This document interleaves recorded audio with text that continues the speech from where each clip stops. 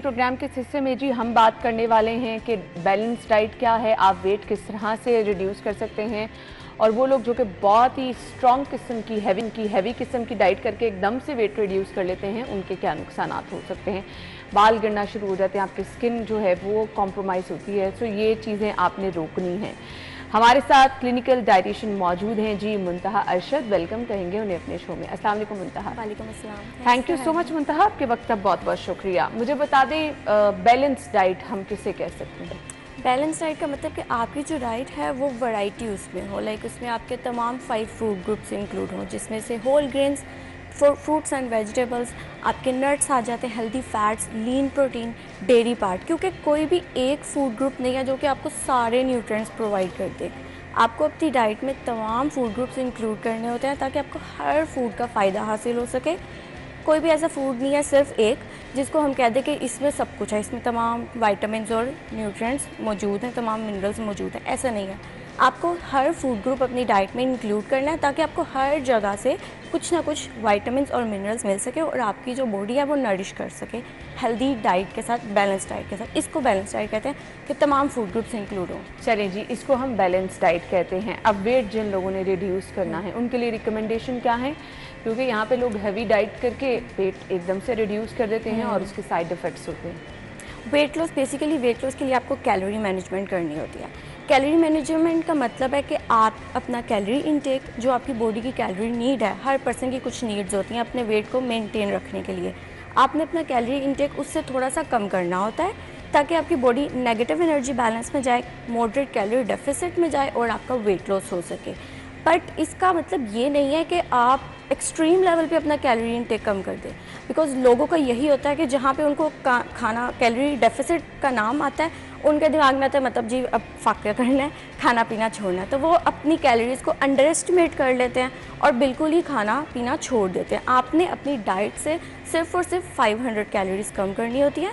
500 calories आपने अपनी exercise से बर्न करनी होती है। लाइक 500 आपने सिर्फ अपनी डाइट से कम की, 500 आपने कैलोरी बर्न की एक्सरसाइज के थ्रू, तो वो एक 1000 का कैलोरी डेफिसिट क्रिएट हो जाता है। तो ये आपके लिए इनफ होता है कि आप एक वीक में 0.5 to 1 kg ईजिली लूज़ कर लें।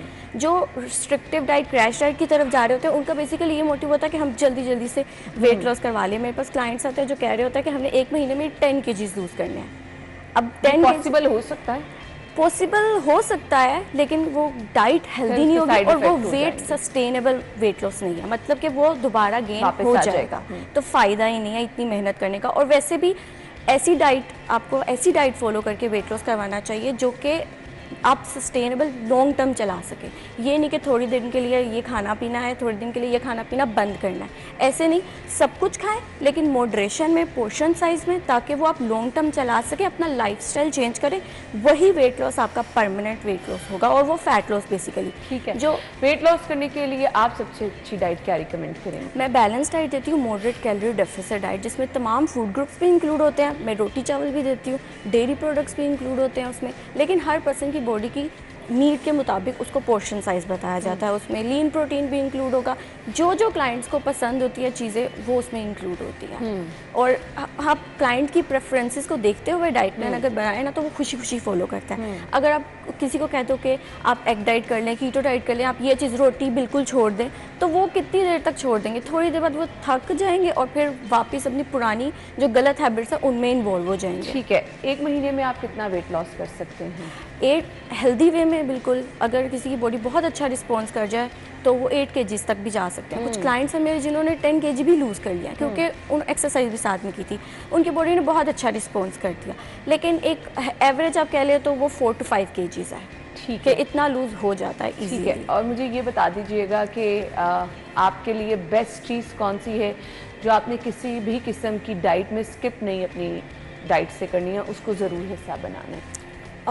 ऐसी कोई स्पेसिफिक चीज़ नहीं है, मतलब जैसे मैंने बताया मैं बैलेंस डाइट देती हूँ तो उसमें तमाम फूड ग्रुप्स इंक्लूड करती हूँ, कोई भी स्किप नहीं करती हूँ। लाइक उसमें कुछ लोग डाइट करते हैं तो बड़ा लेथार्जिक फील करते हैं, वो इसीलिए क्योंकि वो बहुत ज़्यादा रिस्ट्रिक्टिव डाइट की तरफ चले जाते हैं, वो एक्सट्रीम कैलोरी डेफिसिट में चले जाते हैं। अब देखें, आपकी बॉडी है, उसको एनर्जी चाहिए, खाने से एनर्जी चाहिए।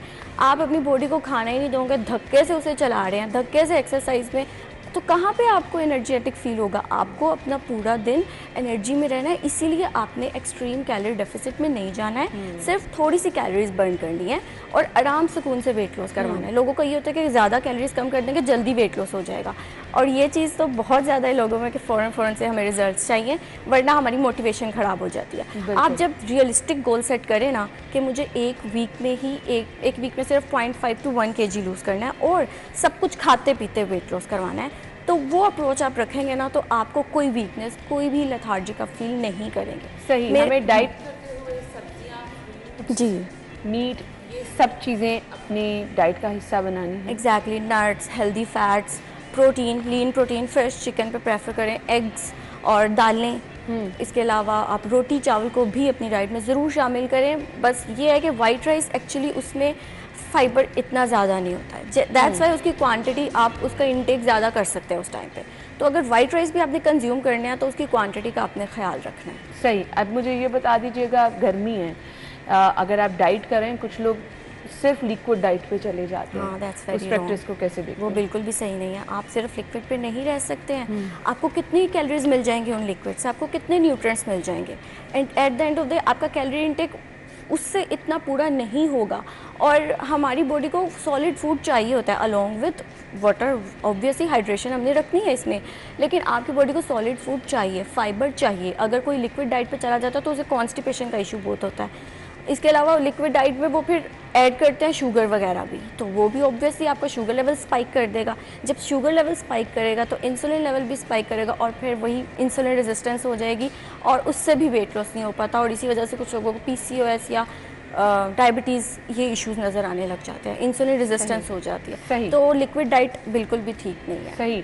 और वो डाइट जिससे हम डाइट अगर कर रहे हैं, हमारी स्किन और बाल अच्छे रह रहे हैं, तो हमें वो उन कौन सी चीज़ों को अपनी डाइट का हिस्सा बनाना है कि हमारी स्किन कॉम्प्रोमाइज़ ना हो, हमारे बाल कॉम्प्रोमाइज़। आपको उसके लिए अपना पूरा जो मेन मील है ना, ब्रेकफास्ट लंच डिनर, उसको बैलेंस बनाना है। अब वो किस तरह से कि उसमें कार्ब्स भी हो, उसमें प्रोटीन भी हो, उसमें फैट्स भी हो। कार्ब्स आपको रोटी या स्लाइस ब्रेड ले लें, इस तरह से राइस ले लें, आपको कार्ब्स इससे मिल जाएंगे। ओट्स आप ये भी कंज्यूम कर सकते हैं। उसके साथ आपने प्रोटीन का पार्ट ऐड करना है।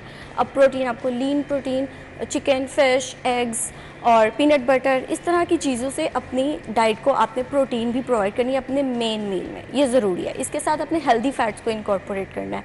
अब वो आपके नट्स हो सकते हैं, सीड्स हो सकते हैं, या फिर ऑयल, जो भी हेल्दी है, लेकिन वो हेल्दी होना ज़रूरी है। इस तरह से जब अपना मील एक बैलेंस लेकर चलेंगे ना, तो आपके सारे न्यूट्रिशनल नीड आपको उस मील में मिल जाएगी और उससे आपकी स्किन, हेयर, सब कुछ अच्छा। आप जो डाइट आप बता रही हैं, फिर लोग कहते हैं कि इससे बहुत लंबा अरसा लग जाता है आपको वेट रिड्यूस करने के लिए, तो लोगों के पास तो जल्दी बहुत है। तो फिर उनके लिए फिर अच्छा, इसके साथ आप क्या रिकमेंड करती हैं? आपको एक्सरसाइज और वॉक भी कंटिन्यू करनी पड़ेगी? इट इज़ बेटर कि आप वो कर लें, एक्सरसाइज और वॉक, कोई भी जो भी आपको पसंद है, जो भी आपके लिए ईजी है। बेशक आप घर में कोई एक्सरसाइज करें, सिर्फ 20 मिनट से स्टार्ट लें, लेकिन कोई ना कोई एक्सरसाइज ज़रूर साथ में करें। बट एक्सरसाइज के बगैर भी वेट लॉस हो जाता है, मेरे क्लाइंट्स ने उसके बगैर भी वेट लॉस किया, लेकिन एक पॉइंट पे जाकर आपको एक्सरसाइज की ज़रूरत पड़ती है। बिकॉज एक्सरसाइज से बेसिकली सिर्फ उस टाइम पे कैलोरी बर्निंग नहीं हो रही होती है। जब आप एक्सरसाइज करते हैं पूरा दिन आपका मेटाबॉलिज्म फास्ट रहता है और आप कैलोरी बर्निंग करते रहते हो पूरा दिन बैठे बैठे भी। तो ज़्यादा एक अच्छी स्पीड, जिनको होता है ना कि हमें जल्दी जल्दी रिजल्ट चाहिए,